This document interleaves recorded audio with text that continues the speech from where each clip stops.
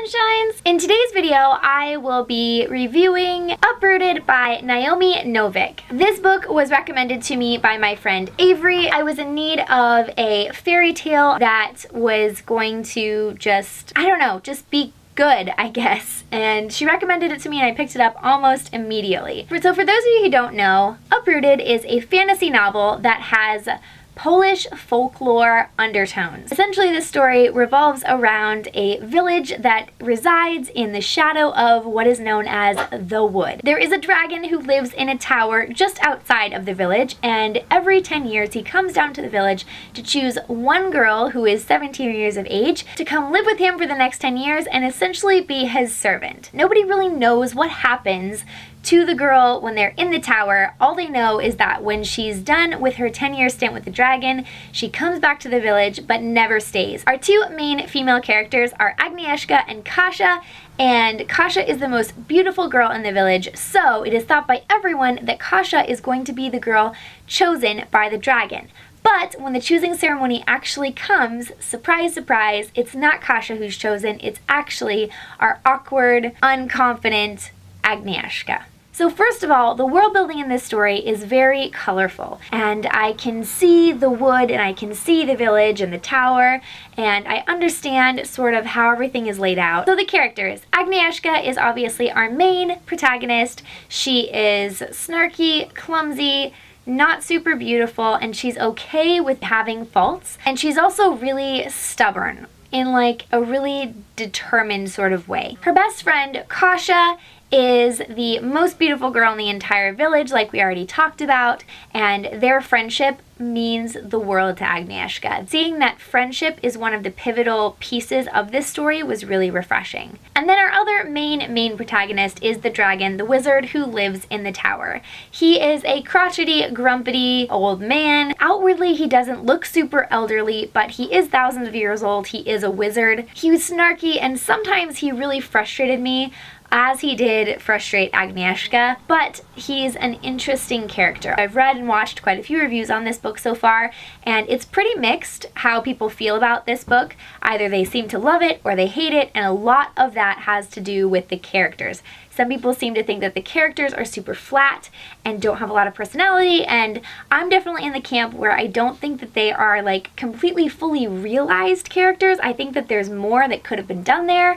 But just because of time and how this book is a standalone fantasy novel of about 400 pages, I think that they were handled very well, and I think that we got the introduction that we needed to them. Another character in this story is the Wood, and I don't want to go into too much detail here because I did promise it would be a spoiler-free review, but the Wood is an ominous being that exists in this story and in this world, and I kind of got creeped out a couple of times because of the wood. You can just feel its presence. You'll have to read it and find out what I mean and tell me if you feel the same way, but the wood is definitely a prevalent character in this story. So finally, the plot. This is a fantasy novel that revolves around magic. Going into this book thinking you're going to get only one thing is a kind of dangerous way to go into it because you actually get so many things out of this book. There is so much going on. That is one thing that I kind of liked, but I also kind of didn't like because there was literally so much crammed into this short amount of time that I got lost a couple of times along the way, and it felt really busy at times. I think I would have liked it if it were a longer book with more drawn out and explained story arcs instead of so much kind of shortened and crammed into one small little book. There is a teeny tiny bit of romance, but not a whole lot, so if you go into this book hoping for romance, you will probably be disappointed. I was fine with that. I didn't mind that there wasn't romance.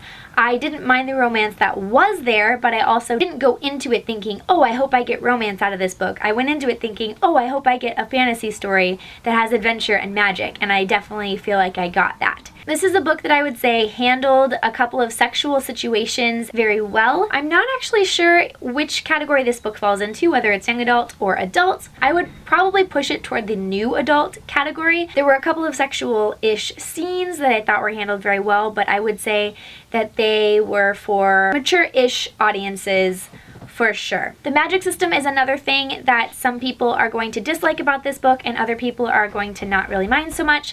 I'm in the camp that I don't really mind so much. This magic system is one that just kind of exists. You're in the story and it happens and that's just how it is.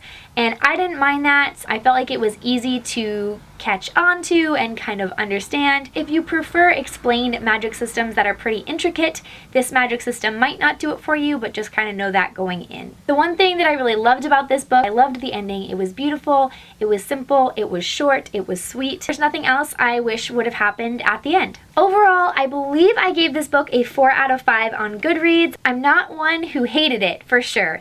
I'm not one who loved everything about it, but I did really enjoy it. I felt entranced as I was reading it. So I would say if you're looking for a fantasy novel that breaks the status quo, is outside of the norm, this would be one to pick up. It is a really interesting story. Once you're about halfway through, I would say, is probably the point where you won't be able to put it down. I am really curious to hear you guys' thoughts. Have you read this book? Did you enjoy it? Leave a comment down below and let me know what you thought of it. That's all I've got for today. I hope you enjoyed this review. If you did, give it a thumbs up and don't forget to subscribe so you never miss a video. I post videos 2 times a week on Tuesdays and Fridays.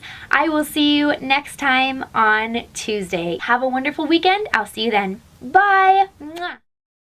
Through in the month of June actually requires me to go buy another book, and that is The Rose and the Dagger by... This is the Tomorrowland Monorail Station.